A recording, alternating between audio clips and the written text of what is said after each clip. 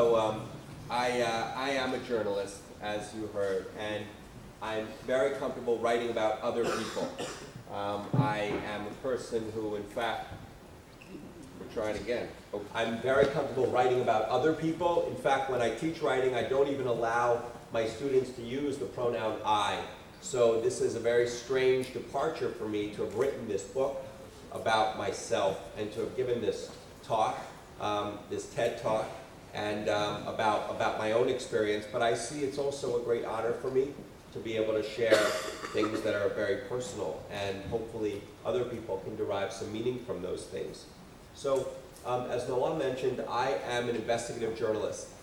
I write long narrative stories, and my stories appear, I'm lucky, in very prominent places, usually on the front page of the Wall Street Journal or the New York Times.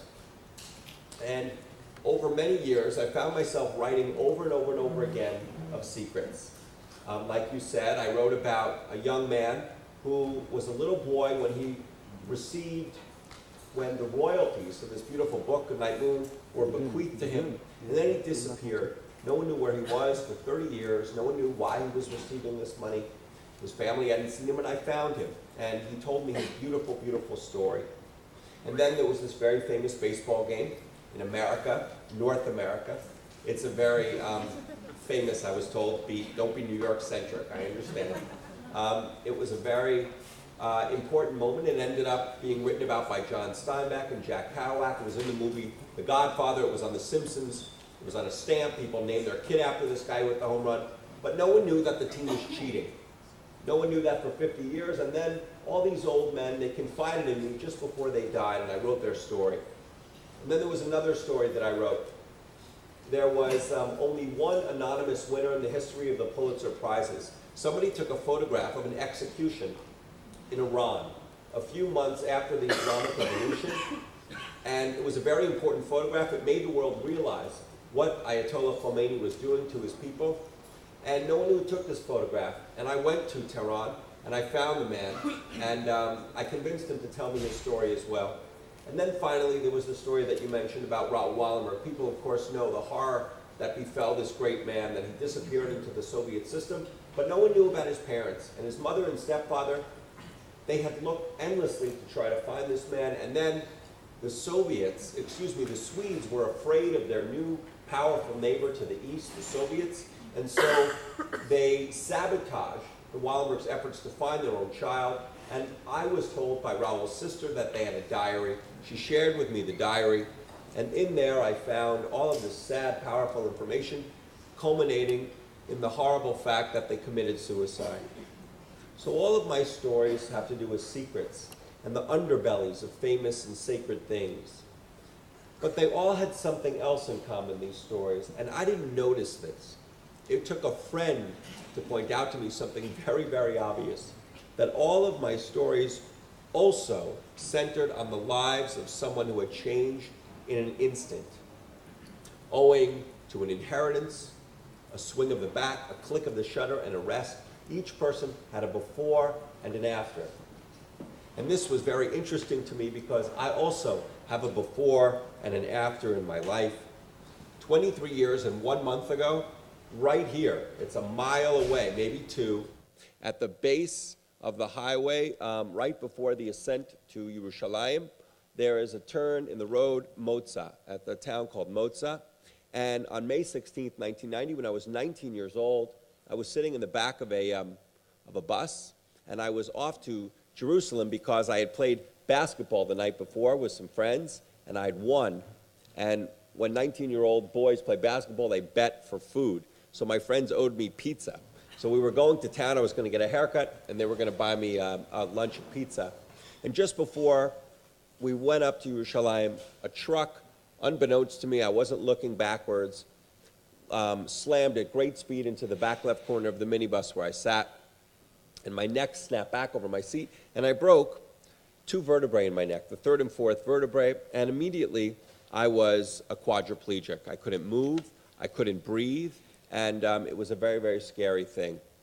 And over time, the smoke cleared, I got off the respirator, and I ended up a hemiplegic, meaning my body is divided vertically, more like a stroke victim. My right side works well, my left side doesn't.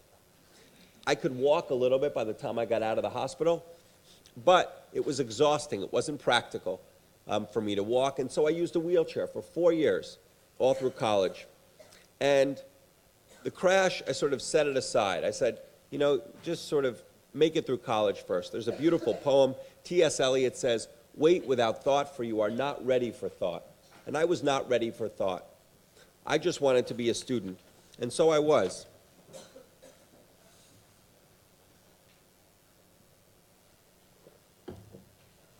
Then college ended, and I returned to Jerusalem for a year, and I rose from my chair for good. And back here in Israel, I was ready for thought. I was ready to look back, and so I leaned on my cane, and I did look back, finding all from my fellow passengers in the bus to photographs of the crash. And there's one photograph I'm going to show you. There you go. When I saw that photograph, I didn't see a bloody and unmoving body. What I saw was the healthy bulk of a left deltoid. I had done thousands and thousands of push-ups that year. And I mourned that it was lost. I mourned all I had not yet done, but was now impossible. Okay, you can turn it off now. It's distracting otherwise. But learning about the crash was good for me, because back in Jerusalem, I was coming to possess the crash, to exert agency over something and not be defined by it. I hoped to get my arms around the facts and wring meaning from them. And I wanted to write my own narrative. I didn't want to be part of another narrative. I wanted to write my own narrative.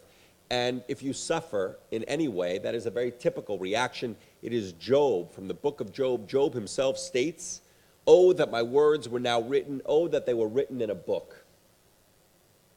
But much as I tried, I couldn't write this book. I only got down facts, and I would string them together into sort of these recapitulations of what had happened. And so I let it go, and I became a journalist, and as you heard, I wrote about other people whose lives had changed in an instant. And whether or not I was aware of that fact, I was sort of working through this on the front page of the Wall Street Journal. And as the years passed, I tried again and again to write my own story, and I failed. But over time, the density of the words that I was writing, they sort of parted, and they allowed me to see a few faint glimpses of meaning in them. And I had the thought that I could forevermore condense what I had written until it would comprise one word: identity. And all this while, I didn't stop wondering how my life would have been different had this truck driver not injured me, had my genes been fed a different helping of experience. Who was I? Was I who I had been before the crash? Before this road right here divided my life like the spine of an open book? Was I what had been done to me? Were all of us the results of things done to us? The infidelity of a parent or spouse, or money inherited? Were we instead our bodies, their inborn endowments and deficits? It seemed that we could be nothing more than genes and experience, but how to tease out the one from the other? As Yeats put that same universal question, "Oh, body swayed to music, oh, brightening glance, how can we know the dancer from the dance?" As I thought and I wrote and I read, this question remained forever in my mind.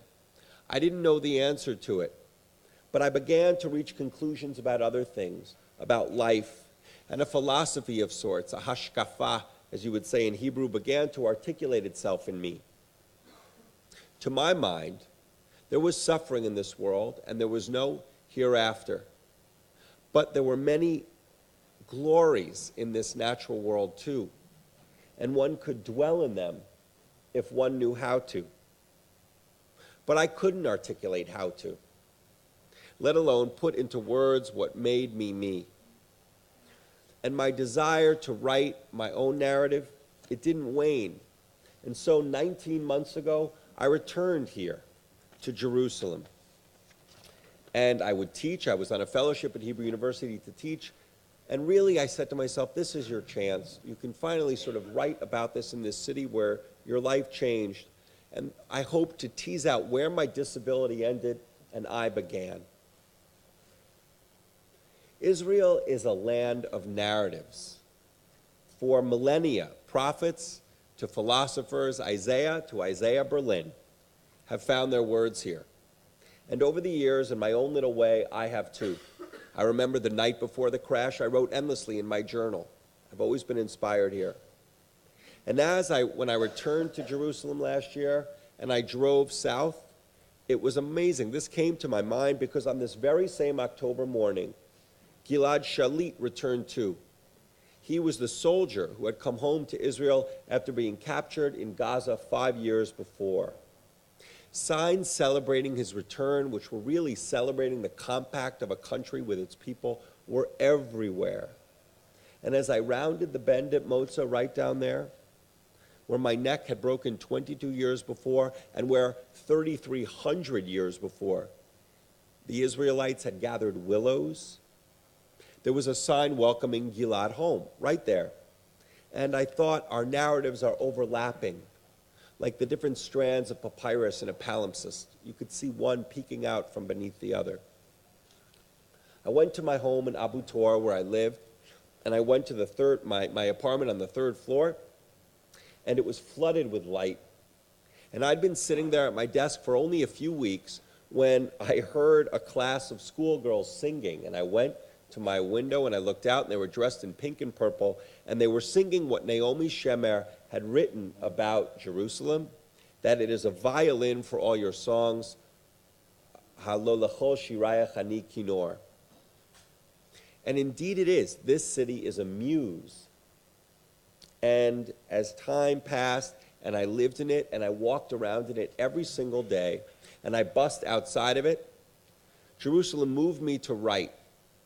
And my thoughts began to emerge, fully formed. And I wrote a book in just 4 months. Something I'd struggled to do for 20 years was done in 4 months. The words sort of just poured forth from me. And there were many reasons, there were many triggers in this city that moved me to write. Some of these triggers were of the crash. Some of them were of my life before the crash in Israel. Some were of the Bible. Some were of Judaism. Some were of the land itself. And I'm going to share a few of them with you. So I had spent a lot of time here in Jerusalem before the crash. And walking about it last year, I couldn't help but stumble upon these streets that reminded me and led me, in a sense, to those earlier times. Some, for example, like Rehov Shlom Tzion HaMalka, Queen Shlom Tzion, recalled for me the foolishness of youth. The reason was I stole that street sign. It's hanging in my bathroom at home. Incidentally, I worried, how am I going to get that sign home? And then suddenly I had my own medical jet, and it was next to me on my respirator. So there was one silver lining to that cloud. I got my street sign home and didn't get in trouble at the airport. Other streets recalled to me something very different, the sort of beauty of being whole and young and 19. And one of these was St. James Street, a tiny little alleyway in the Armenian Quarter in the old part of Jerusalem, in the old city. I had thought of that street when I was lying down in the intensive care unit when I was a quadriplegic. And the reason I did was, it was very, very frustrating. It was painful that somehow, suddenly after the crash, I could not summon a convincing mental image of me doing physical things. It was as if my mind had erased completely the first 19 years and 35 days of my life. And then I desperately wanted to remember what it was like to be able to run around and feel free. And there were 3 memories that emerged that were very physical memories. I could close my eyes and feel them. And the last of these memories was on a Friday just before the crash, when I was running as fast as I could down Armenian Orthodox Patriarchate Street, trying to get to a friend of mine before sundown, before the Shabbat started. And I turned a corner onto an alley, and my body canted to 45 degrees, and it was this that I remembered. I remembered this perfectly. I remembered feeling my left ankle giving as I turned onto St. James Street. And so last year, when I then came upon this street, I went looking for it, and I found it. I sat and I wondered, how is it that in a life of literally 1 million movements, only 3 remain. Then there were portals to the crash itself, things that brought it back, and of course the most obvious was the place where it happened, and I hadn't gone on foot to the bend in the highway where my neck broke, and so last year I did, and there was a cement staircase lined with dirt and dead thistles, and I walked up it, and it deposited me right there at the very spot where it happened, kilometer 53 on Highway 1. And cars and trucks were hurtling past just over this metal barrier, and underneath my feet, the sort of remains of 100 crashes were strewn, and I had the thought that many people had died here, which in fact they had. It used to be a very dangerous spot. And then what I did was I remembered, you know what, when the crash happened, you weren't looking ahead, you were looking up at a stone town on a hilltop, and the town was called Mevaseret Zion. And so I went to that place, to the very place where I had been looking at the moment that my neck broke, and standing there 500 feet up on a street called Shimon Swissa Street, I looked back down at Motza, and it was very interesting what I saw. I saw that Highway 1, which I'd remembered as this very steep and scary bend in the road, it looked like a country lane. There were beautiful blossoms on almond trees in full white bloom. The drop in the road was not very steep, and the turn at its bottom was not very sharp, and the cars were not going very fast, and they weren't very loud. And I saw, as never before, how distance matters and perspective is really everything. And I stood there and I watched the cars passing from where I had been coming from to where I had been going. And obviously, in that little space in between, I was rerouted from the pizza I was supposed to eat that day and the haircut I was supposed to get, and from a working left arm and a working left leg, and what else I didn't know. But I told myself, never mind, you were looking up at a stone town on a hilltop, and you're upon that hilltop now. And then the Bible came alive to me in ways that it never had before. I was driving through the valley of Ayalon, which is just some 10 miles north of here. And I remembered that Joshua, my biblical namesake, what he had done at that very spot, he had asked God to stop time so that he could win a battle. He would have the time to win a battle. And then it says in the text, the sun stopped in the middle of the sky. And thinking back to this, I appreciated as never before the sort of desperate want to hold on to time and to hold on to our days on this earth and to not let them go. And then there was another story from the Bible that came flooding through to me. I went to the square sanctuary on the first floor of Hadassah Hospital. And it was basically where I couldn't go when I was a patient there, just down the hall when I couldn't move and couldn't feel. And I looked up at these 12 enormous windows that formed this sort of crown of reds and blues and yellows of stained glass. Marc Chagall had crafted these windows to evoke the prophecies that Jacob had given to his dozen sons. There was an olive tree for Asher, there was a Jewish star for Levi, and there was a mandrake for Reuven. And I looked at the green leaves of this mandrake, and I remembered that 5 hours after the crash, in this very same building, a medical resident had rushed to my bed and injected in me 1 milligram of an extract of a mandrake, of that same red root. The reason was my respirator had malfunctioned, and my pulse had dropped from 90 to 30. But the atropine, it didn't speed my heart, and I arrested, and I had no pulse. And then I thought of Jacob, and I wondered if his sons wished to tell their father, their prophesying father, that futures and lives can change, just as his did when he wrestled an angel and he emerged with a limp and a new name, Israel. And I wish to tell him that usually disability has a way of clarifying things. And then there were triggers for me in the land itself. Epiphanies in what had been excavated from the land and what had been planted in the land. Just a 5-minute walk from my apartment on Rehov Naomi, there was a little stone hut, and it was crammed with cardboard boxes of ancient things, glass and bone and metal and stone and pottery. All of these were remnants that had been unearthed from the archaeological site Ir David, just a few miles away. And I lifted a small white stone animal. It was called a rock hyrax. It had these beautiful little hollowed ears and a tiny tail and little ridges for toes. And I was told by the people there that this little stone had been prayed to 3,000 years ago. It was an idol. And lifting it, I said, if facts can be gotten from an ancient idol, perhaps the person I had been, the teen I had been, could be conjured from more recent things, like the photograph of me from just the night before the crash, when I wore my baseball cap backwards and was unblemished. But then it occurred to me that we actually don't know anything of the person who worshipped this little hyrax. And we don't know if the person who worshipped it millennia ago had just picked it up or just set it down. Maybe they'd had a change of heart one way or another. And it was sad to me that they hadn't bequeathed us more. And I said to myself, the part of me that had died in the crash 22 years before was just as unknowable. And then there was something that I saw that had been returned to the ground, not taken from it, but returned to it. It was the seed of a Judean date palm that had slept for 2,000 years.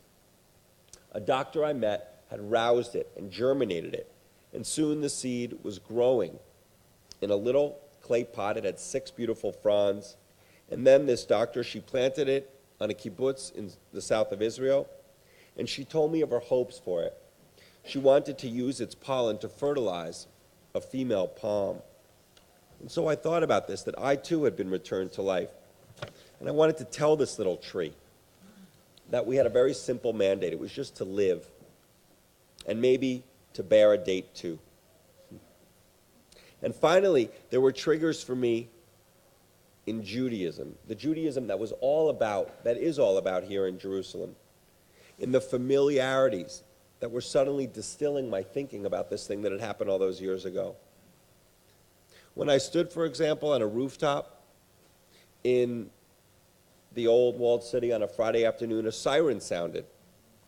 And then it stopped, and the Shabbat began, silent.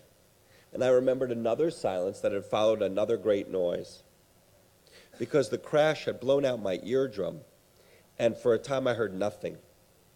And then I remembered the power of contrast. I remembered that if you are mindful of what you do not have, you can be truly mindful of what you do have. And that, is the one singular gift you may receive if you suffer in any existential way.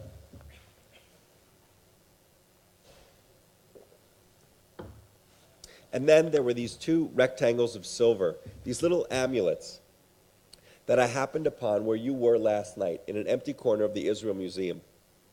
They bore the oldest known citation of the Bible that we have in the world, a biblical blessing that dated to 600 BCE, before the Babylonians destroyed the temple. It is the Birkat Kohanim, may the Lord bless you and keep you, may the Lord make his face to shine upon you and be gracious to you. May the Lord lift up his countenance upon you and grant you peace. The priests in the temple, they bestowed this blessing with their hands raised. And reading it now, I had the thought that millennia ago, I would not have been blessed. And the reason was, King David did not welcome the lame into the tabernacle, which was the precursor to the temple. That's described in the book of Samuel, Shmuel Bet, Samuel 2. And I couldn't have bestowed the blessing either, because Jewish law in the Talmud describes that it is distracting to look at a priest with a blemished hand. And once upon a time, it had been distracting to look at me. I had had 4 visitors to my hospital bed faint and get whisked away. But then there were those who came back to visit me over and again. And in time, these people were not distracted by my blemished hand or anything else about my appearance. And they would not have been unblemished by they would not have been distracted by a blemished priestly hand. And so I remembered a beautiful proviso in the Talmud about the same Jewish law. It states that if a priest with blemished hands was known to his community, if the townsfolk knew him, then he could bestow the blessing. And the reason is, it's summed up beautifully by what Herman Melville wrote in Moby Dick. He says, "Yet see how elastic our stiff prejudices grow when loved ones comes to bend them. It's very difficult to be prejudiced or afraid of a certain group if you know someone from that group. And then there was the unpainted square that I came upon on a wall in a Jerusalem home, one of these countless little cubits of space that some religious Jews here and elsewhere leave devoid of paint or wallpaper. They do that to remember what was once lost in this city and who has not come. And so I remembered the one piece of my story that had remained blank for me for 22 years, the man who had broken my neck and whom I had never found. And so I set off to find him. 9:30 on an overcast winter morning, I drove north, off in my little silver Chevy, to find a man named Abed, and to fill that one missing piece in my story. And that's the story that Noah mentioned that I told at the TED Talk. And I did find him. And then, lastly, I was at the western wall of the Kotel, beside a bar mitzvah boy who was barely 1 stone tall. He was a tiny little boy. And I thought back many years before to 7 months just after the crash, when I had kissed these same sort of beautiful honey stones, and I'd asked God for something. I had put on tefillin, phylacteries, a few times since the crash. But the wrapping of leather straps was difficult for me because of my spastic fingers. And so now I made God an offer. If you heal my left hand, I will put on tefillin again. And seconds later, I felt a smack on my head. I didn't know what it was, and I jerked my head back, and I saw a dove ruffling its feathers in brush a few feet above. And then I felt gray shit dribbling down my cheek. And I was furious. I was rebuffed here at the Kotel. But years passed, and I was thankful to that bird, because it clarified for me something important. It clarified what Tolstoy wrote of desperate prayer. He said that it is temporary and self-interested and done in the mad hope of recovery. Religious practice was not a card to play, I told myself. True belief is not conditional. So said the bird. More years passed, and I didn't forget the bird. And I wondered of God. And it seemed to me that if you create the world, you are responsible for everything that is in it. It says in Kohelet and Ecclesiastes, B'yom tov hayeh b'tov. When times are good, enjoy the good. But then it continues, when times are bad, consider. God has made the former as well as the other. B'yom ra re'eh gam Elohim asad zeh. And so it seemed to me that there was no justice in this world. Belief in God demanded belief in ultimate justice. But I saw that I simply didn't believe in an afterlife. But back at the Kotel all those years later, I firmly believed in tradition. And whether traditions honor God or goodness, and whether they are wise, they are inherited, they are shared, and they are bequeathed. They connect people, and so they have meaning, great meaning. It is tradition, the musical tells us, that balances each fiddler on the roof. Each of us, quote, who are trying to scratch out a pleasant, simple tune without breaking his neck. And when you do fall from the roof, tradition gives support then too. It gives you ballast. For even if we have nothing else, we have each other. We can share a Shabbat, or a ball game, or a book, or we can pray, just as I have recently begun to do so again with my tefillin, all of these years later. And finally, one more thing that inspired me of Judaism when I was walking around that triggered something in my brain. There was a groom on the north sidewalk of Atsan Chanim Street that on a Wednesday night last autumn I was suddenly face to face with. When the bus I was taking home from my first class at Hebrew University stopped at a red light. He and his bride were standing under a curbside canopy a few feet away from me. He was about to break the glass underfoot. And it was then that I understood this tradition, this evocation of a fallen temple, as I never had before, because I have scars on my forearm and my thigh and my hip and my shoulder and knuckles that also recall something that was precious and lost in this same city. The traffic light was still red when I thought back to what had happened 12 years before, a decade after the crash.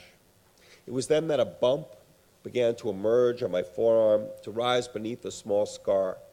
It became red, and one day it dotted my shirt with blood, and I squeezed the base of it, and it opened, and a red mass emerged, and it was glistening. And I saw, my goodness, this is a remnant of the crash, one of the nuggets of glass that had flown through the air and blown from the wire-enforced windows in the bus. It had burrowed in my flesh for 5 months shy of a decade. Time had purged me of the crash. It reduced it to this glass pea, and then it expunged it from my body. And yet the crash remained in me, in my brain, in my mind. And as I watched the wedding on the sidewalk out my bus window, I knew that I needed no breaking of glass to remember it. But perhaps I thought someday I will, because I mourn what happened only just yesterday, while the stomp of the groom is grieving what happened in 70 A.D. And I knew then, as I never understood before, that it really is easier to get over a lost body than a lost soul.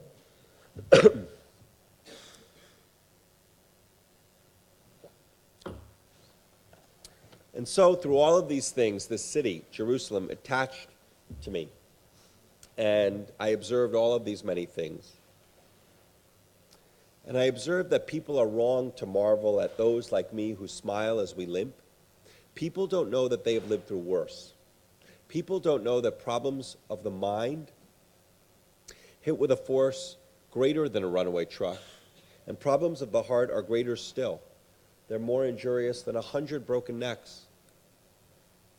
I observed that it wasn't only paralyzers and paralyzees like me who had to evolve and had to reconcile to reality, but we all must, each one of us. The aging and the anxious and the divorced and the balding and the bankrupt and everyone. I observed that one doesn't have to say that a bad thing is good, that a crash is from God, and so a crash is good, a broken neck is good. One can say that a bad thing sucks, but that this natural world still has many glories. I observed that we have to rise above bad fortune. We have to be in the good and enjoy the good, like it said in Kohelet, B'yom tov heyeh b'tov. And there is so much good, study and work and adventure and community and friendship and love. And as for identity, I observed that what makes most of us who we are most of all is not our minds and not our bodies and not what happens to us, but how we respond to what happens to us. This, wrote the psychiatrist Viktor Frankl, is the last of the human freedoms, to choose one's attitude in any given set of circumstances. I wrote down all of these observations. I wrote my book to have it out of me, like that little piece of glass, to become again whole in the city where I had been divided. And I didn't wonder of its resonance for other people, or even if it had any. But in the last few days, as I thought of meeting you, it seemed to me that what is true for the individual is just as true for the community. Communities are also composed of experience and of genes, and they too must react to their lots. And then I thought of our community, the Jewish community in particular. Certainly, we have our genetic signatures. I remember only recently when researchers were able to trace back these chromosomal markers of Kohanim. Perhaps they traced it back, the priests, all the way to those tiny little amulets I saw in the Israel Museum. And as for our experience, our shared experience, well, obviously it is literally beneath every white stone in this city. But of course, it also lies outside of Israel too. And in fact, much of our conception of what it is to be Jewish developed during the 2,000 years that we had very little physical connection to this land. We were the people who yearned for what we didn't have.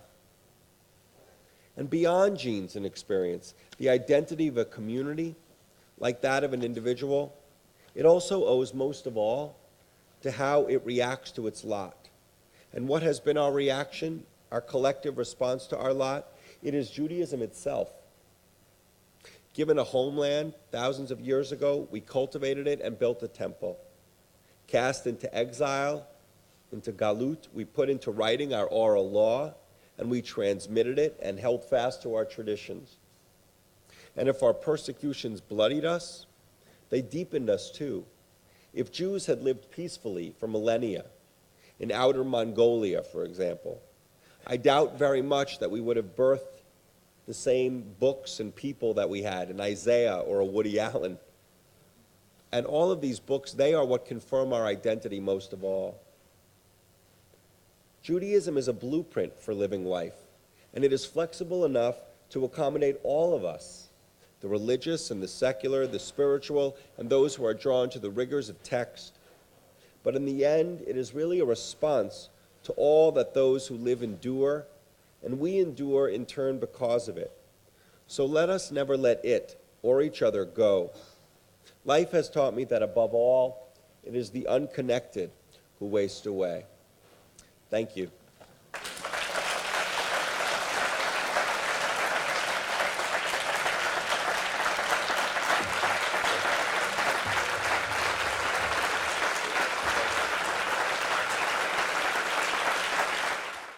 Josh, what an honor to hear you speak. I'm really inspired by your courage and your resilience, and also your ability to string together a beautiful story. Thank you.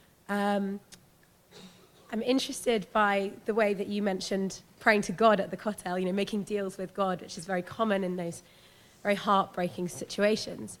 I wonder, you're obviously very learned, and I'd like to hear a little bit maybe about your relation, if you have a relationship with God. You didn't really mention him, it, she, anywhere else in the talk, and I just wondered what part, if any, God plays in your sort of continuing redemption.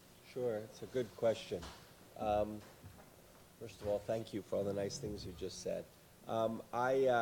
It's interesting.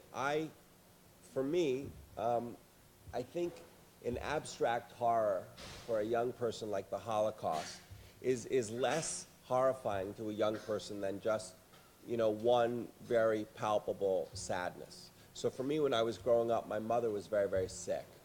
And that made me, at a very young age, begin to sort of ask these kinds of questions that probably most kids were not wondering about. And then, in a sense, I was lucky, because when my accident happened, when the crash happened, I didn't go through what most people go through, which is, why me? I didn't go through that. I'd already decided that you can be a good person. My mother is a wonderful person, and you can suffer. But it was interesting. In the beginning, I was considered incredibly lucky. Once it was established that I was unlucky, that this bad thing had happened to me, I was getting better and better and better. No one thought I would do as well as I was doing. And bizarrely, all of my progress kept occurring on Shabbat. It was bizarre. It became a joke among all the nurses and the doctors. And I'd go, what happened this Saturday? And I'd be like, well, actually, look, I can move my hand. And I sort of said to myself, don't rock the boat, Josh. Right now, something very good is happening, and let's just sort of keep it like that. And that was sort of how I was for a while. And I tried to be a rigorous thinker. I tried to be honest with myself. And it was bothering me tremendously that people would say to me constantly, thank God, and Gamzu L'Tovah, this too is for the best, and things like that. And I said, okay, I want to think about it myself. And in the beginning, when something bad happens, you reach out for everything. You're sort of desperate. And I did all these bizarre things. Someone said to me to drink some crazy elixir, and I did, or to see this karate guru, or this and that. And that culminated in my going to the kotel. Bizarrely, two other things happened, which was two people were sure that I myself was a holy messenger of God. One was Christian, one was Jewish. And they took this very seriously. And the more I said that this is not the case, the more they said, I understand that you have to say that. And so it wasn't going very well. And finally, what ended up happening was, I realized it was a long period. It took me several years to sort of let go, Today, I would call myself an agnostic. I'm not an atheist, but I certainly am not a believer. What I feel very lucky about is that I adore my Judaism, as I think is pretty obvious. I'm someone who, walking down the street, and I'll see someone, I'll be like, it's a lovely Shivas Arba Tammuz we're having. I'll mention some really obscure Jewish fast day just so I can strike up a conversation with them. And I love my Judaism, and I feel very lucky to be part of a religion, to have been born into a religion that is flexible enough to accommodate people who aren't necessarily very devout in their belief systems. Other religions are more belief-centric, and I am no rabbi, but I would tell you, in my understanding of Judaism, it is more of a practice-central religion. And if you practice, you know what, your belief, that's between you and God, or you and whatever you believe in. So that's a long answer. In my book, the last thing to say, I describe in one chapter all of the different sort of stages that I went through, from going from belief to finally sort of letting go. And the last straw for me was basically not being able to reconcile suffering with the belief in a God unless there is an olam haba, a next world, and I simply don't believe in that. Thanks so much for sharing this with us. It must be very personal after so much thinking about it to share it. I wanted to know how you think the fact that your disability is visible has influenced it differently than people who struggle with disability that isn't visible, and how that changes the way you react or have dealt with this. Yeah, that's a great question. We were just talking about that, Noah and I. I actually think it's a real blessing, and I am, yes, a person who tries to see the positive in things, but this has the added benefit of being true, which is that, so I write about secrets, I mentioned, and the reason I think I'm so drawn to it is I can't live my life secretly. If you and I went out on a date, I can't decide not to tell you that I use a cane. So it is something that is very visible. And because of that, I'm forced to live openly. And because I'm forced to live openly in this sense, I don't have things bollocksed up in me that are sort of, desperate to get out and that feel like huge albatrosses on my shoulder. And I know so many people who have other difficult things that they struggle with that no one knows about. Tens of millions of people will have anxiety or depression, and they can decide when to tell you about this. And often what happens is they end up suffering sort of privately. So I'm forced to live openly, and that openness really, really, really has benefited me. It's also informed so much of what I write about. So you asked a question that sort of gets to the heart of a lot of what I've thought about for the last 23 years. First of all, thank you very much again for your wonderful speech. And I just wanted to ask you, maybe it's a stupid question, I don't know, what did you tell the guy that was driving the truck? I'm asking you because usually I find very, very annoying that people are always asking after an accident or something bad, they're asking the families or the people directly, what do you think, what would you tell him or what would you tell her? Which I find really horrible, that like journalists love this kind of question. But since you went there, I mean, it's worthwhile to ask you. No problem. If it's not too personal. I don't mind that you asked, and I did bring it up. So it was interesting. Like I said, he really was the sort of one missing piece for me all of these years. And I'm not a tzaddik, I'm not like a great righteous man, but I didn't have a lot of anger toward this person. And I think the reason was I knew it was an accident. There was speculation initially that it wasn't, because he was an Arab man who had struck a group of obvious Jews. The reason they were obviously Jews is because most of the people in there were Hasidim. But no, it was a complete accident. And there was only one moment when I felt anger toward this person. I got the police report. 5 years later, I got the police report of the crash. And I was reading the police report.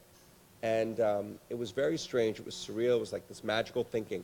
On this piece of paper, the crash hadn't happened yet. He was writing there about how he went to the morning and he picked up these floor tiles and then he dropped them off and then he was here and he was in the right lane of the highway. And it was a very strange thing for me. I truly felt that this man could still sort of avert what had happened. He could turn his wheel left and then he would pass by and I would be fine and would be like, wow, that was close. And I got very angry when I read and he didn't do that. And then he kept going on the piece of paper and my anger went away. But, so I let him go. That was that's why I told you that. I decided, okay, I don't need to find this person. And then what happened was, when I was here last year, I realized, you know what, Josh, you really do still want to find this person. And I finally understood why. I wanted to hear this man say, I'm sorry. I really did. I wanted to hear him just say those 2 words. I didn't want anything else from him. And so I found out the town that he lived in, Kfar was about 15,000 people there, and I rented this car and I drove off. And I didn't know what to expect, what happened. Well, it's a long story, and you can hear it if you're curious online. But basically, here's what happened. You know, one of the fascinating things is that human beings, we all want to make sense of our own story. We all want to live a narrative that is not too painful. We all want to feel like, okay, we're good people, we're doing pretty well in the world. And even, I knew all of the facts about this. I knew that he had had 27 violations. This was his 27th driving violation at the age of 25. And it was amazing that he still had his license, but he did. And I knew that he went to prison after this because he killed a man in the crash as well. And yet, when I finally found him, it was remarkable. He viewed himself as a victim as well. And I wasn't there to sort of confront him with facts. I wanted to just sort of hear him say these words. And I realized after a very sort of tortured conversation that we had, and he greeted me, and he was nice, he was kind, but he wasn't going to say this. And what was fascinating to me was the degree to which a person will sort of alter the facts in their own mind to make it palatable to themselves. He was the perpetrator, but in his mind, he was the victim. And I'd seen this in other things. I'd seen it with my baseball story. The man who was the GOAT, meaning the loser, he made himself the hero.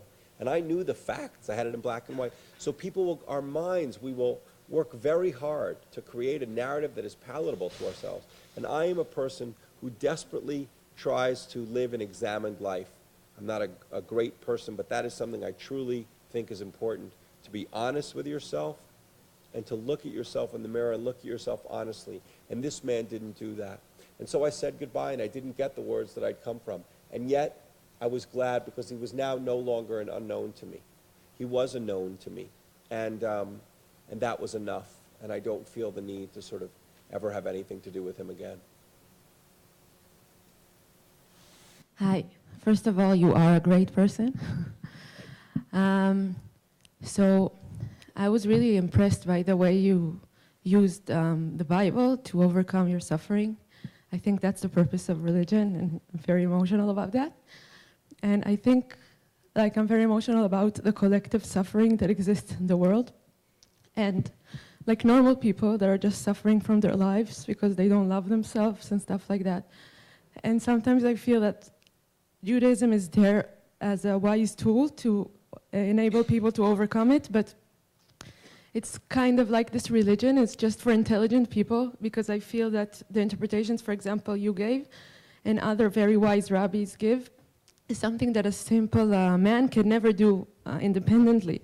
And that's why sometimes I feel that this religion needs to be updated so all the people can enjoy its wisdom. And I was wondering, what do you think about it, because you're teaching and stuff like that? Well, first of all, I am not a great biblical scholar by any stretch, but what you said is true. It was a great balm to me.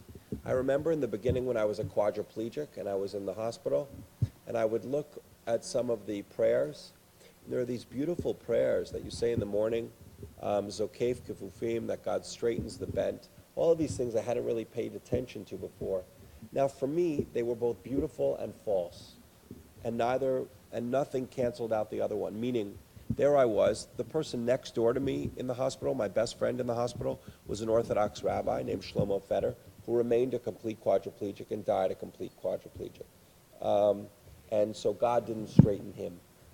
And yet he was a rabbi who loved his Judaism, and he took great comfort in it. And I think what you say is true. I think it is an unbelievable religion.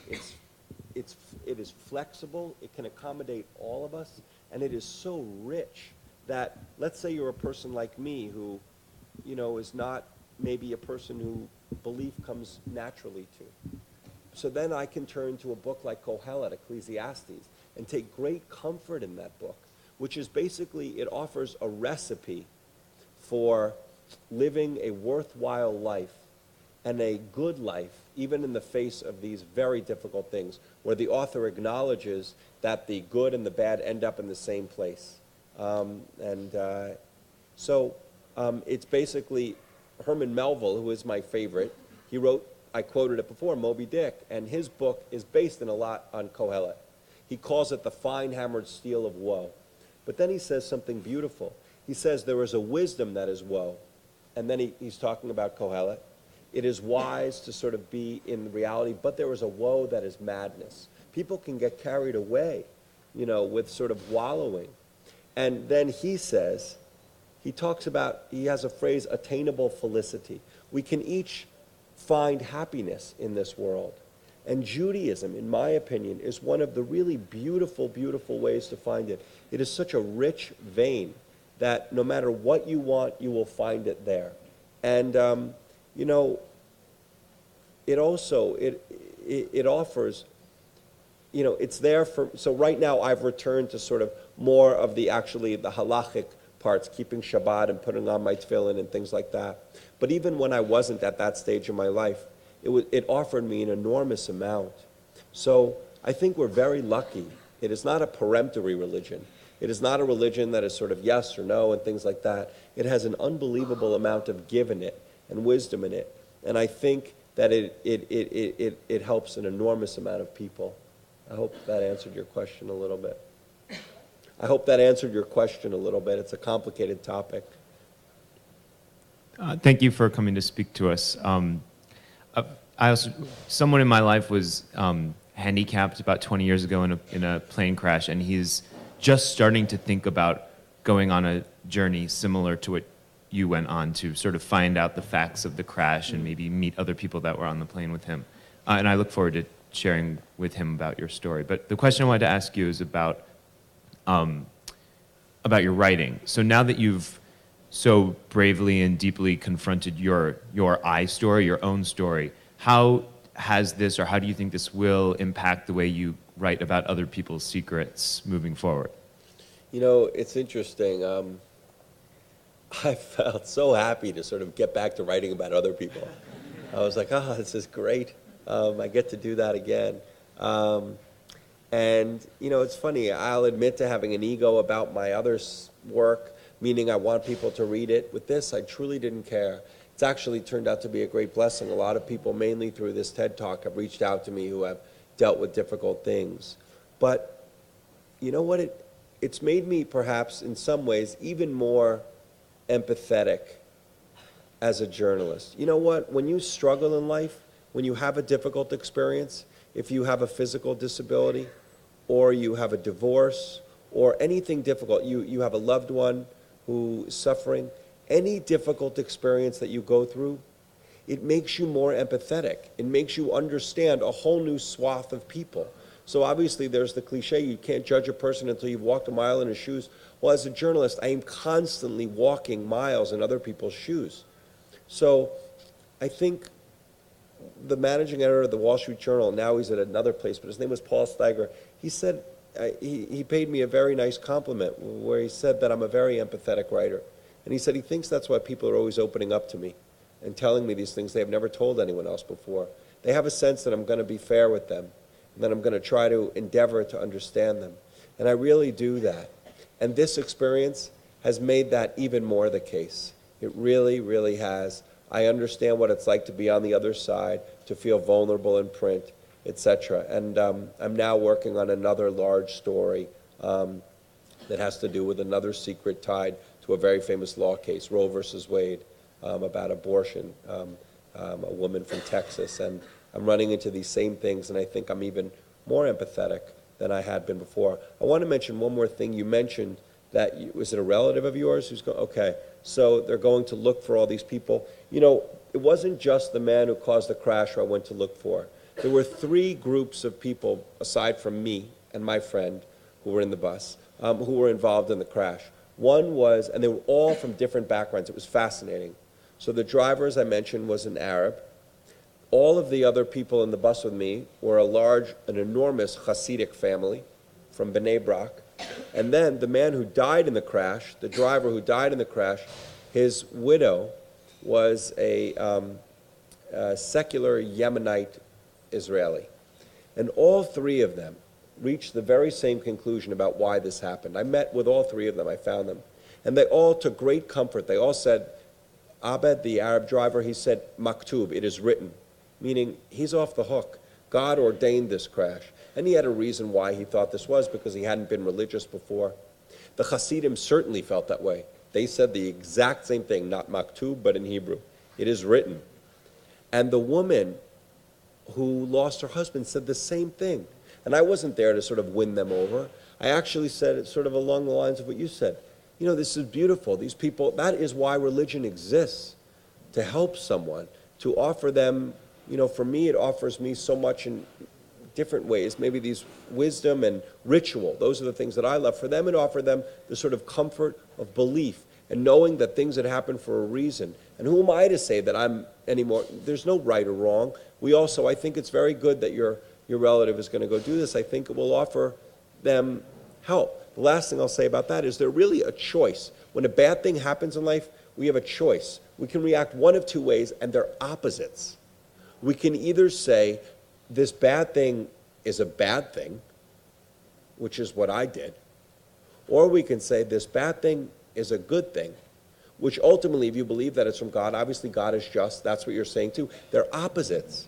But if you say that the bad thing is a bad thing, so that you're not just depressed forevermore, which I'm not, then you need a little help. And for me, what I do is I want to know everything about this thing.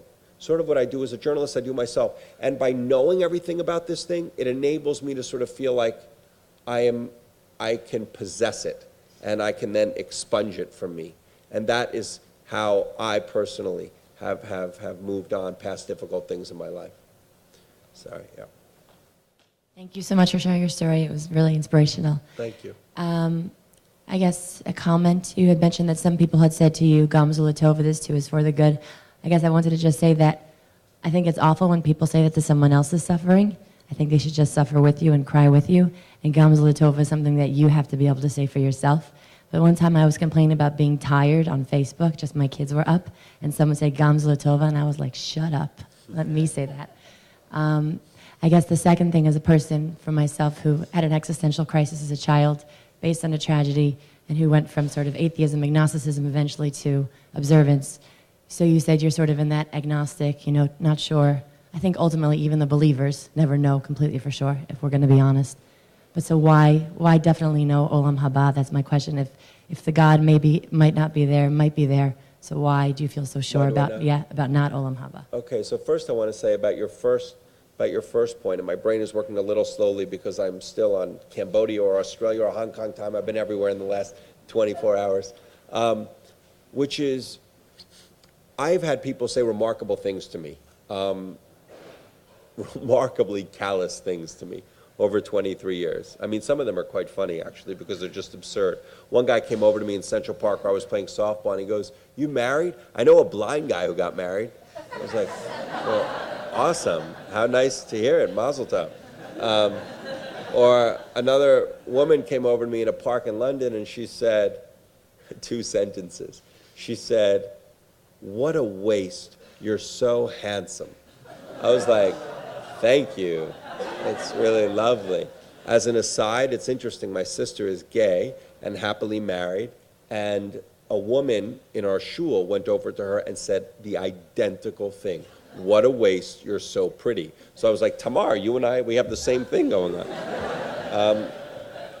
But what I wanted to say is 99% of the time, including both of those comments, I give people the benefit of the doubt, because I have learned through experience that people mean well. They have no idea what the fuck to say. And, you know, a very valuable thing would be to help people do that. And interestingly, I remember realizing that I was very comfortable around people with physical disabilities, because I have one, but that I was uncomfortable around blind people. And I realized, well, that's because do you look them in the eye? I didn't know. I mean it seriously. And so what I did was I volunteered at a place in New York City, the Lighthouse, and then I felt very comfortable around them. Goes back to that beautiful quote by Melville about prejudice, yet see how flexible our stiff prejudices grow when love comes to bend them. So it's very good to be surrounded by people of a certain group you don't know, and also I would say it really is good to give people the benefit of the doubt. 1 out of 1,000 people say something and mean-spirited and mean it to be mean-spirited. And so every 5 years I yell at someone when they say something just ludicrous. But literally that's happened maybe 4 times in all the years since my accident. In terms of your second point, so I actually do feel quite certain what I believe. I don't feel that I'm sort of in the middle here. The reason I say I'm an agnostic and not an atheist is because I feel like intellectually one can't say that something that they don't know doesn't exist. But having wrestled with this for many years, and again, I go through it in my book, I know where I arrived and how. For example, a long time I said, okay, maybe God just sort of creates the world and then lets it be, or maybe God only hashgacha pratit, the sort of intervention in private lives. Maybe God only intervenes in certain lives, certain historic lives, like sending baby Moshe down the Nile. And each of these things that I came up with and wanting them to be true, I then felt had a problem with it. And I am not a proselytizer. I never try to get someone not to believe or to believe. But I just wanted to say, like, that's sort of where I am. I actually feel very comfortable there. In terms of your question, why do I not think Olam Haba exists? I don't have any great answer for you. Why do I not think there's an extra world? That was something I never wrestled with. To me, and I want to be respectful, that is to me like snuffleupagus. I just don't, some fanciful creature from a little children's show in America, Sesame Street. I don't, actually, that was a great example. It shows Freud would have enjoyed that, because you know what happened with snuffleupagus? After a generation of frustrated children like myself who said, wait a minute, and then the person who was believing in snuffleupagus, the second an adult came by, snuffleupagus would be gone. Well, apparently there was a generation of screwed up kids, so now snuffleupagus exists. Now actually all the grown-ups can see him, so maybe that's why I just said that. But no, I actually, it's not something that I struggled with. To me, that is not something that I ever almost believed in. I would have believed in God even had there not been an Olam Haba. I can tell you this with all certainty, I hope there is, and I hope I'm wrong, because it's a very painful thing to think that, that there is injustice, and what a beautiful thing to think that there is ultimate justice. That is very much what I hope is the case. But just to sort of finish on a nice note, because I don't think there are any more questions here, I really do believe what I say. I mean, yeah, there is suffering in this world, but there is so much beauty too. I don't wake, this is not when I'm on a stage that I'm smiling and then over there I'm sort of weeping. I have a wonderful life, and I feel that our lives are a tremendous gift. So for me, luckily, my enjoyment and my sort of gratitude for life is not contingent on belief. If it would be for another person, then maybe that would be a more difficult situation.